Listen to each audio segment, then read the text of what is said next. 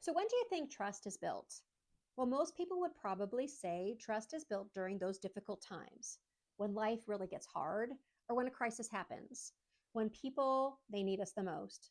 But I've come to believe something a bit different. I believe trust isn't built in crisis, it's simply revealed there. Trust is built long before it is ever needed. It is built in those ordinary moments, those small decisions, those daily interactions, the promises we keep when no one is paying attention. Trust is built, I believe, one decision at a time. And it isn't something that we just suddenly earn. Trust is something we steadily build. One conversation, one commitment, one follow through, one honest response, one moment of integrity. Most people rarely decide in one moment whether that they are going to trust you or not because they're deciding a little bit every single day. They are asking themselves questions like, can I count on this person? Do they follow through? Do their actions match their words? Will they be honest even when it is difficult? Because over time, those small moments, well, those become the foundation of trust. And when difficult seasons come, and they will, that foundation is already there. So early in my career, I had the opportunity to work alongside a leader who left a lasting impression on me. And it wasn't because they had all the right answers, and it wasn't because they were the loudest person in the room, and it certainly wasn't because they were perfect. What made them different was their consistency. If they said they would do something, well, they did it. If they made a mistake, they owned it. And if circumstances changed, you know what? They communicated early instead of leaving people guessing as to what was going on. There was never any question about where you stood. And because of that consistency, trust naturally grew. And it wasn't built through one extraordinary moment, it was built through those hundreds of ordinary ones. Now, that experience taught me that trust isn't something that we demand from people, it is something that we demonstrate over and over again.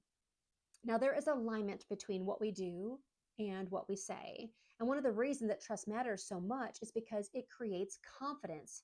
People don't have to wonder what you're going to do, they don't have to guess what you really mean because your words and your actions begin telling the same story. That's what integrity is, alignment.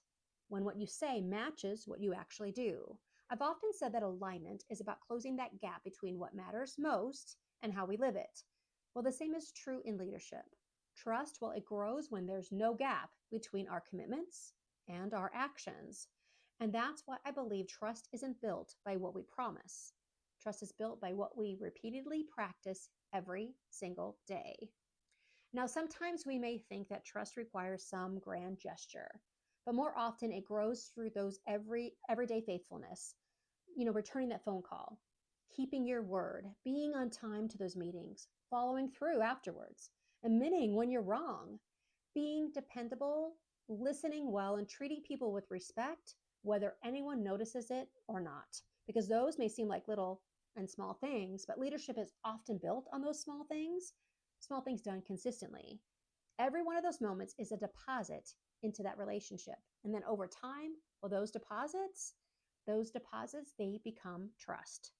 So this week, I would encourage you to think about one relationship that is important to you. Maybe it's someone on your team. It could be a client, a family member, or even a close friend. And I want you to ask yourself this: what small action can I take this week that is going to strengthen that trust? Because trust isn't earned in those extraordinary moments. It's earned in the ordinary ones because long before it's ever tested. And when those difficult moments inevitably come, and they will, you'll discover that trust wasn't built in the crisis. It was built by the choices you made every day leading up to that crisis. So, as we continue on with this leadership series and the leadership in relationship series, I hope you are enjoying the second installment of this.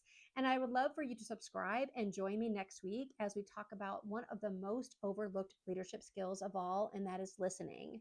So, until next time, I want you to lead with integrity, lead with consistency, and remember, trust is earned in ordinary moments long before extraordinary moments ever arrive.